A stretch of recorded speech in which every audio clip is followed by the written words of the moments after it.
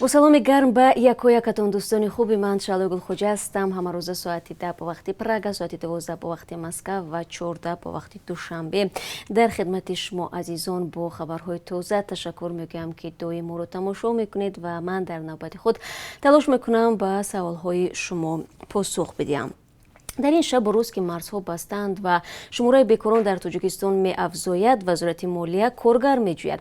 این نهاد تاجیکستان میگوید به 244 کارمند نو احتیاج دارد و برای اشغال وظیفه آزمون اعلان کرده است. در مجموع برای کار در دستگاه مرکزی 53 متخصص لازم بوده است، از جمله در شعبه های اساسی بودجه دولتی، سیاست انداز، قرض دولتی و جلب سرمایه و خزینه مرکزی. 191 کارمند دیگر برای کار در منطقه ها ضرور بوده است. از همه معاش بلندترین 2746 سومانی و معاش از همه پس تقریبا 725 سومانی است. داوطلبانی به جایهای کاری خالی باید دارای معلومات عالی دخلدار، دانش و ملکه کسبی باشند. خب این یک امکانیت است برای آنهایی که میخواهند وقت خود را برای صاحب جای کار شدن در وطن بسنجند. باید گفت هر سال به بازار کاری تاجیکستان از 180 تا 200 هزار کارگر وارد میشوند. بنا به حساب‌های گوناگون بر اثر سطح بلند بیکاری بیش از 1 میلیون مردم به مهاجرت مهنتی به روسیه میروند.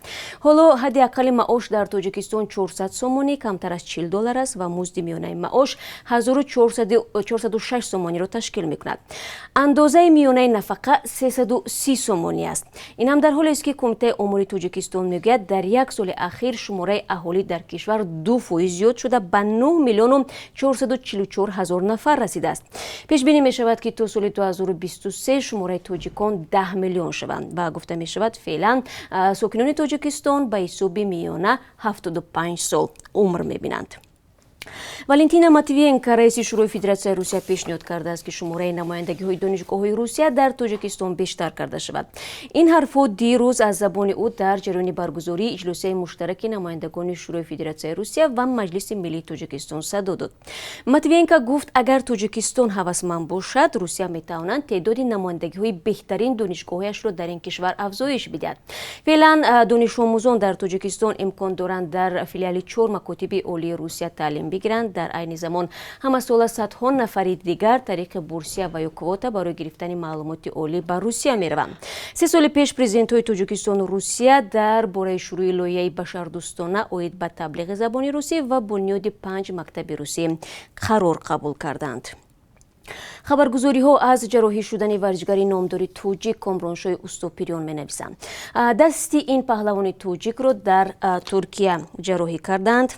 گفته می شود احتمال می رود که اوستوپیریون بعد گرفتن طبابت علاوگی سال آینده به تمرین پردازد. ماه جاری کامرانشاه اوستوپیریون در مسابقه قهرمانی جهان آید به سامبو که در صربستان برگزار شد در وزن تا 90 کیلو مدال برنج گرفت.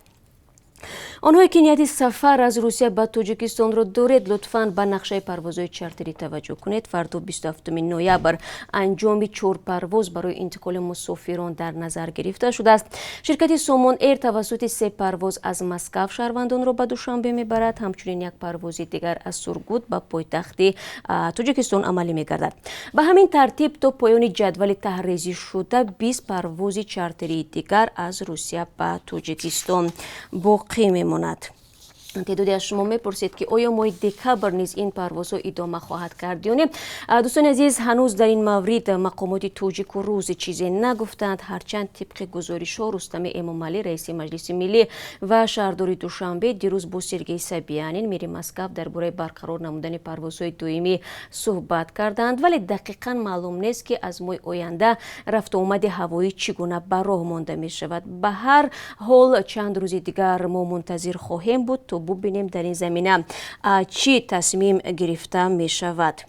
مسئولان سامان ایر، یگانه شرکتی که هر روز از شهرهای روسیه به تاجیکستان پروازهای چارتری انجام میدهند، میگویند هواپیما از یک جانب خالی می رود و از این رو نرخ بلیط ها گران هستند.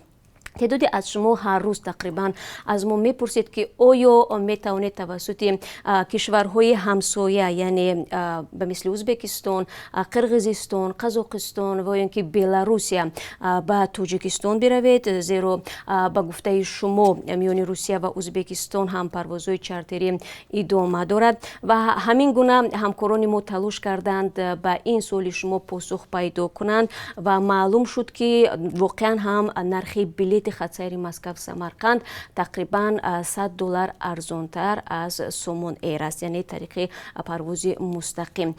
خب اگر شما برنامه خبری رادیو آزادی رو بعد از 3 ساعت دیگر تماشا کنید، ما تلاش میکنیم در این موضوع با تفصیل صحبت کنیم و شما خواهید فهمید که امکانیت پرواز طریق کدام کشورها برای شما فراهم شده است. از جمله طوری هم همکاران ما معلوم کردند برخی از آنهایی که شهروندی روسیه را دارند میتوانند برای ارزانتر توسط شهرهای قرقیزستان بیشتر از همه طریق اوش پرواز کنند. طوری هم گفتم تفصیلات بیشتر از این بعد از 3 ساعت دیگر تقدیم شما عزیزان می شود.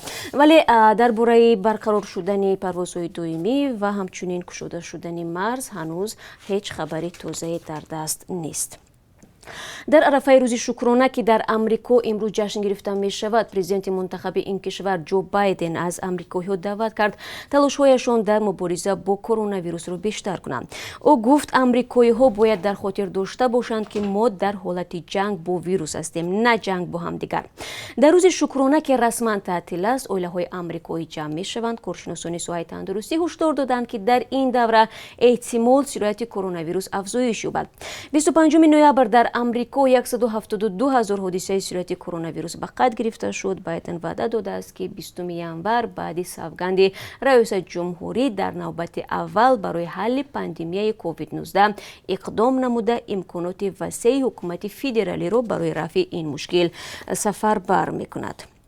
در ضمن شماره گرفتاران بیماری کرونا ویروس در تاجیکستان روز 25 نوامبر طبق آمار رسمی به 12,008 کس رسیده است. نمایندگان وزارت تندرستی تاجیکستان گفتند در شبانه روز آخر بیماری 37 نفر را تصدیق کردند.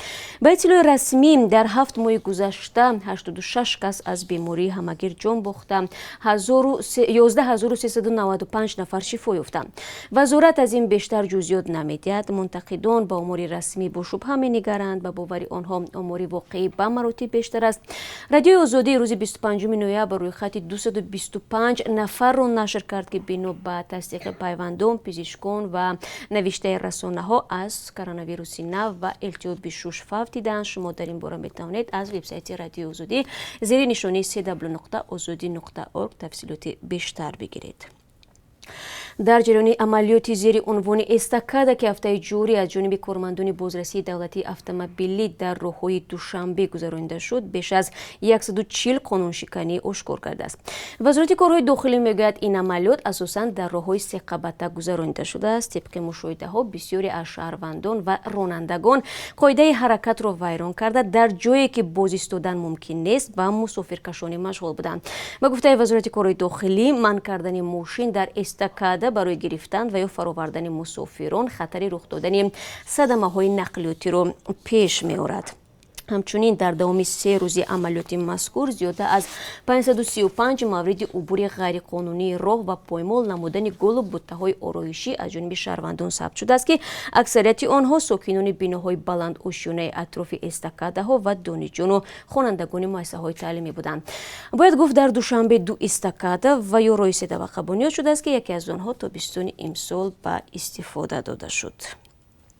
صبح 24 نوامبر در غرب قزاقستان ماشین بارکش تمغه مرسدس که از تاجیکستان محصولات میکشاند دچار سوختار شده است. این حادثه در راه بین او تژن به عمل آمد. رسانه‌های قزاقی از قبل دپارتمنت حالت‌های فوق‌العاده ولایت منگیستاو نوشتند که در نتیجه سوختار تنها بردن ماشین به کامیابی رفته است.